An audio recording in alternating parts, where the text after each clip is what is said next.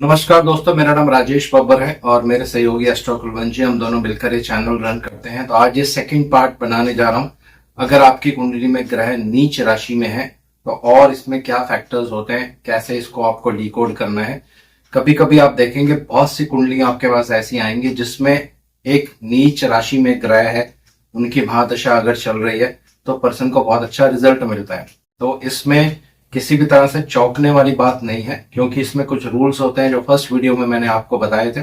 आज एक उदाहरण भी दूंगा आपको मैं। एक हॉलीवुड की बहुत अच्छी एक्ट्रेसेस हैं, डेमी मोरे। ये आप गूगल पे भी चेक कर सकते हैं इनके डिटेल्स, और इनकी कुंडली पे भी थोड़ा चर्चा करेंगे। तो वीडियो आरंभ करने से पहले भगवान गणेश जी और भगवान शनिदेव से आराधना करूंगा सबके घर में सुख और शांति बनाए रखें। अगर आप हमारे चैनल पर पहली बार विजिट कर रहे हैं तो प्लीज रिक्वेस्ट है सब्सक्राइब जरूर करें। तो इसका सेकंड पार्ट है कि नीच राशि में बैठे हुए ग्रह भी आपको अच्छा रिजल्ट दे सकते हैं। उसकी बहुत सारी कंडीशंस, 4 या 5 कंडीशंस मैंने आपको फर्स्ट वाले पार्ट में बताई थी। अब ये दूसरा पार्ट है। अगर तीसरे, छठे और 8 में ये 3 भाव ऐसे हैं, अगर यहाँ पे आपकी कुंडली में कोई भी ग्रह नीच राशि में बैठा है और बाकी कंडीशंस फुलफिल हो जाती हैं, तो फिर आप देखेंगे ऐसे पर्सन्स उन ग्रहों की महादशा में, महादशा आपको आनी बहुत जरूरी है, राइज करते हैं। तो इसको उदाहरण से समझेंगे। बहुत सारे उदाहरण मेरे पास हैं, हो सकता है नेक्स्ट वीडियो में एक और किसी अच्छे सेलिब्रिटी का उदाहरण मैं आपको एक्सप्लेन करूंगा। तो आज जो मैंने उदाहरण लिया है ये हॉलीवुड की बहुत ही नेम एंड फेम वाली एक्ट्रेस है डेमी मोरे, और इनका डेट ऑफ बर्थ वगैरह सब यहाँ पे लिखा है। अब ध्यान से इनकी कुंडली देखेंगे। जो रूल्स मैंने आपको फर्स्ट पार्ट में बताए थे वो इसमें बिल्कुल एप्लीकेबल होंगे। तो तीसरा, छठा और 8वां हमारा रूल क्या कहता है ऋषि पराशर के द्वारा, कि यहाँ पे अगर नीच राशि में ग्रह बैठे होंगे और लग्नेश लगन में होंगे, बलवान होंगे, या लग्नेश खुद कहीं भी बैठे हों लेकिन बलवान स्थिति में हो, ये हमारा पहला रूल था। दूसरा रूल था अगर राशि परिवर्तन हो, उस नीच राशि में जो ग्रह है किसी दूसरे ग्रह से राशि परिवर्तन हो। और तीसरा एक बहुत इंपॉर्टेंट रूल था कि नवमांश में उसकी पोजीशन आपको जरूर देखनी है।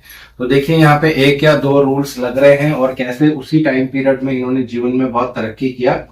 तो तीसरे घर के स्वामी छठे घर में है, नीच राशि में आ गए।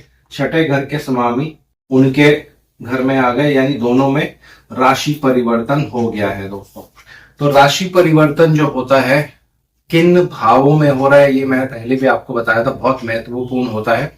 तो जब भी आप एक्टर्स एक्ट्रेसेस की बात करते हैं, उनकी कुंडली के बारे में थोड़ा सा अध्ययन करना चाहते हैं, तो 3rd हाउस जो होता है ये परफॉर्मेंस का होता है। ये अगर स्ट्रॉन्ग है या किसी तरह से 10th हाउस से इसका कनेक्शन बन रहा है, या यहाँ पे कोई नीच राशि में ग्रह बैठे हैं और बाकी कंडीशंस फुलफिल हो रही हैं, तो उस ग्रह की महादशा में बहुत अच्छे रिजल्ट्स आपको देखने को मिलते हैं।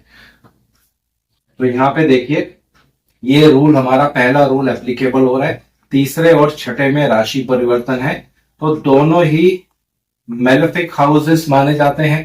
तो इन दोनों में राशि परिवर्तन ये एक शुभ रिजल्ट देने वाला है। दूसरा, मंगल यहाँ नीच के हैं और नवमांश में आप देखेंगे मंगल उच्च के हो गए हैं। हालांकि अष्टम भाव में है लेकिन उसके बाद भी इनमें काफी स्ट्रेंथ रहती है दोस्तों, क्योंकि यहाँ नीच के हैं वहां उच्च के हैं, तो बहुत अच्छा रिजल्ट देंगे।